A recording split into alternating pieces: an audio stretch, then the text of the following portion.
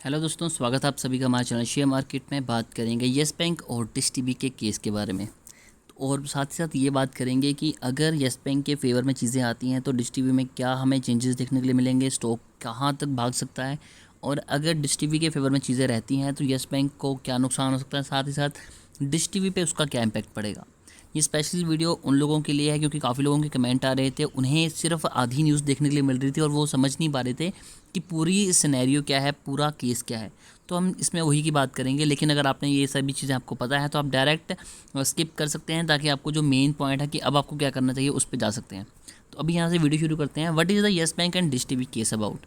तो देखिए, Yes Bank, the largest shareholder in Dish TV, operated by the Z Group, has called the holding an extraordinary general meeting। तो जैसा कि आपको पहले पता होगा कि दो तरह की मीटिंग्स होती हैं, AGM और EGM। EGM extra ordinary general meeting होती है। इसमें क्या होता है, जो मेन इन्वेस्टर्स होते हैं बड़े बड़े, उनकी मीटिंग्स होती हैं ताकि अगर उन्होंने कोई मेजर चेंजेस लेके आने हैं तो उसके लिए, तो ये उनके लिए होती है। The private lander holding 25.63% in dish TV. तो डिश टीवी में 25% की होल्डिंग येस बैंक की है। इसके पीछे भी कहानी है कि इनकी होल्डिंग कैसे इंक्रीज़ हुई थी, तो उसके ऊपर भी जाएंगे। Through the EGM Yes Bank want to appoint new independent director and remove MD and director Jawaharlal Goyal. तो देखिए, ये एक बड़े ही इंपॉर्टेंट शख्स हैं। इन्हीं यही बोल सकते हैं कि इस टाइम करता धरता है डिश टीवी के।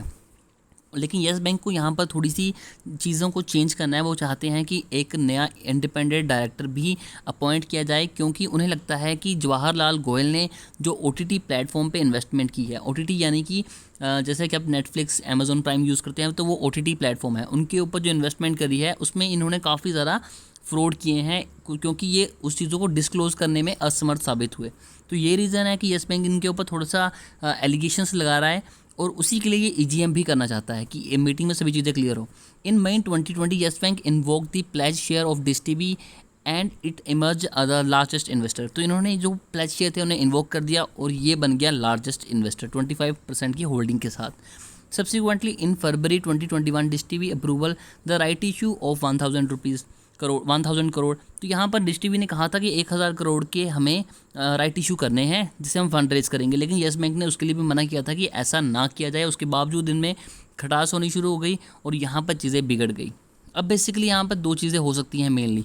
अगर तो चीज़ें येस बैंक के फेवर में जाती हैं तो डिश टीवी में हमें डेफिनेटली एक अच्छी तेज़ी देखने के लिए मिल सकती है, क्योंकि अभी डिश टीवी लगातार हमें गिरावट दिखा रहा है पिछले कुछ सालों से। Yes Bank had previously loaned rupees 3000 crore to the ISIL Group promoter and the promoter had default on the dues। तो 3000 करोड़ की इन्हें पहले भी पेमेंट हुई थी जिसे ये चुकाने में असमर्थ रहे। Subhash Chandra's Zee group was rescued by Dish TV owner Jawahar Goyal in 2018। तो जवाहर गोयल ने इन्हें पहले भी छुड़वाया था when the pledge has personal holding of Dish TV. तो ये चीज़ों के ऊपर नहीं जाएंगे। मैं बेसिकली आपको यही समझाना चाहता हूँ कि अभी डिश टीवी के जो हालात हैं वो इतने ज़्यादा अच्छे नहीं हैं, लेकिन अगर इसे अच्छे डायरेक्टर मिलें, अच्छी एक मैनेजर मिले, तो डेफिनेटली इन्हें एक अच्छी डायरेक्शन में लेके जाया जा सकता है और अच्छे रिटर्न यहाँ से कमाए जा सकते हैं। इसीलिए येस बैंक चाहता है कि इनका जो बोर्ड है उसे चेंज किया जाए, नए लोगों को अपॉइंट किया जाए ताकि चीज़ों को और ज़्यादा बेहतर किया जाए। लेकिन डिश टीवी ने इसके ऊपर भी कहा कि ऐसा करना इतना ज़्यादा ज़रूरी नहीं है, और अगर ऐसा होता भी है तो ये इतना ज़्यादा ईजी नहीं है। उन्हें काफ़ी ज़्यादा गवर्नमेंट की भी सपोर्ट लेनी पड़ेगी, उनके थ्रू जो मिनिस्टर्स हैं, जो अपने टेलीकॉम मिनिस्टर हैं, उनकी रजामंदी के बाद ही वो डायरेक्टर को चेंज कर सकते हैं। The one of the course is that yes bank is not happy at the way right issue was approved. तो येस बैंक बिल्कुल भी खुश नहीं था कि जो राइट इशू अप्रूव किए गए थे। The bank has filed to C I to I with the board of Dish TV on many issues earlier as well. पहले भी इन चीज़ों में खटास रही है दोनों में। Yes Bank says the right issue is meant to dilute the majority shareholding of the bank in Dish TV। तो इन्होंने कहा है कि इनकी जो मेजोरिटी ऑफ होल्डिंग है उसे कम करने की डिश टीवी ने कोशिश की थी। Yes Bank in a notice to the company said the board is not acting in the line with the good corporate governance standard and is not fair represented significant share holding various bank and financial institution which hold about 45% holding in the company. The Dish TV board is prospectively acting in the behest of the certain minority share holding. तो यहाँ पर देखिए, इन चीज़ों में बहुत ज़्यादा चीज़ें ख़राब हैं और कहीं ना कहीं चीज़ें हमें देखने के लिए भी मिलती हैं कि डिश टीवी में चीज़ें ख़राब हो रही हैं, तभी कंपनी भी अच्छा परफॉर्म नहीं कर पा रही। लेकिन अगर ये सभी चीज़ें सोल्ड आउट होती हैं और फेवर येस बैंक में जाता है, तो डेफिनेटली ये स्टॉक पोटेंशियल रखता है यहाँ से आपको मल्टीबैगर बनाने का, क्योंकि काफ़ी चीज़ें चेंज हो जाएंगी, ओटीटी प्लेटफॉर्म में इन्वेस्टमेंट शुरू हो जाएंगी, नई नई इनोवेशंस होगी। लेकिन अगर ये चीज़ें येस बैंक के फेवर में नहीं जाती और डिश टीवी के ऊपर ही रहती हैं, तो डेफिनेटली ये स्टॉक में आपको वापस से गिरावट देखने के लिए मिल सकती है, क्योंकि पिछले कुछ टाइम में जो तेज़ी आई है वो सिर्फ इसी वजह से आई है कि येस बैंक के फेवर में चीज़ें जा रही हैं। लेकिन ये चीज़ें अगर वापस से डिश टीवी के फेवर में आती हैं, मिस्टर गोयल के फेवर में आती हैं, तो डायरेक्ट ये स्टेक आपको वापस से लॉस पे लॉस देने शुरू कर देंगे। अब ये जानना काफ़ी ज़्यादा इंटरेस्टिंग रहेगा इनकी एजीएम में कि चीज़ें किस हिसाब से होती हैं और किसके फेवर में चीज़ें आती हैं।